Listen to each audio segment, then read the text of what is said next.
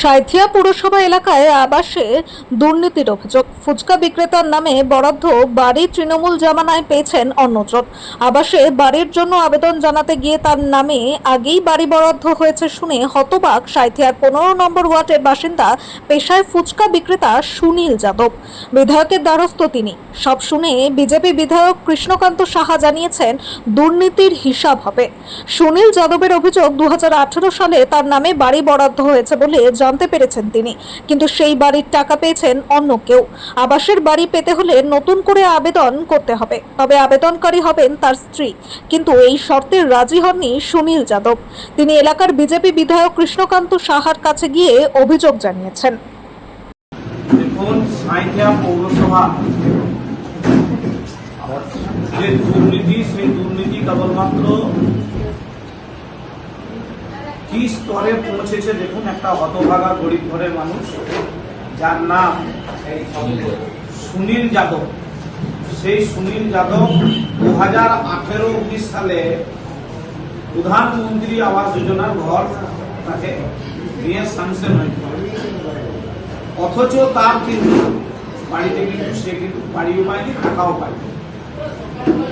তাই আগামী দিনে এই বিষয় নিয়ে তদন্ত হবে এবং পূর্ণাঙ্গ তদন্ত হয়ে উপযুক্ত লোকদের তার শাস্তির ব্যবস্থার জন্য আমরা আইনত ব্যবস্থা নেব, যাতে কোনো গরিব মানুষ, সাঁইথিয়া পৌরসভার প্রকৃত গরিব মানুষ যাতে প্রধানমন্ত্রী আবাস যোজনা থেকে বঞ্চিত না হয়।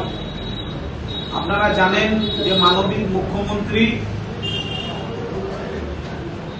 যেভাবে এই সরকার, পশ্চিমবঙ্গের সরকার যে বাজেট পেশ করেছে, সেই বাজেটে জনমুখী যে বাজেট, সেই জনমুখী বাজেটের অন্যতম মাধ্যম যে প্রধানমন্ত্রী আবাস যোজনার জন্য যে বাড়ি, সেই বাড়ি যাতে সকলে পায়, সেই বিষয় নিয়ে আমরা আগামী দিনে এই বিষয় নিয়ে আমরা অতি অবশ্যই মিউনিসিপ্যালিটির বিভিন্ন স্থানে কিন্তু গরিব মানুষ যাতে প্রধানমন্ত্রী আবাস যোজনার আওতায় যাতে অন্তর্ভুক্ত হয়, সেই বিষয়ে আমরা ভাবনা চিন্তা করব।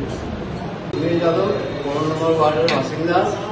2018-19 ঘরে এসছে, কিন্তু আমি জানি না। এই সামনের 3-4 দিনে অনলাইনে গেলাম ঘরের দরখাস্ত দিতে, তো বলছে তোমার ঘর চলে এসছে। এবার আমি অবাক, আমার এখনো মাটির বাড়িতে বাস করছি।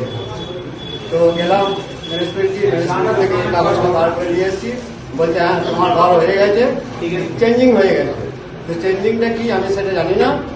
দিয়ে আমার বিয়ে বলছে তুমি এক কাজ করো, তোমার স্ত্রীর নামে দাও, আমি তোমার ঘর দিয়ে দিচ্ছি। তা আমি বলছি আমি স্ত্রীর নামে নেবো কেন? আমার বাড়ি আমার নামে আমি নেবো, আমি স্ত্রীর নামে কেন নেবো? এটা আমার বক্তব্য। এই দিকে আমি এমএলএ সাহেবকে জানিয়েছি।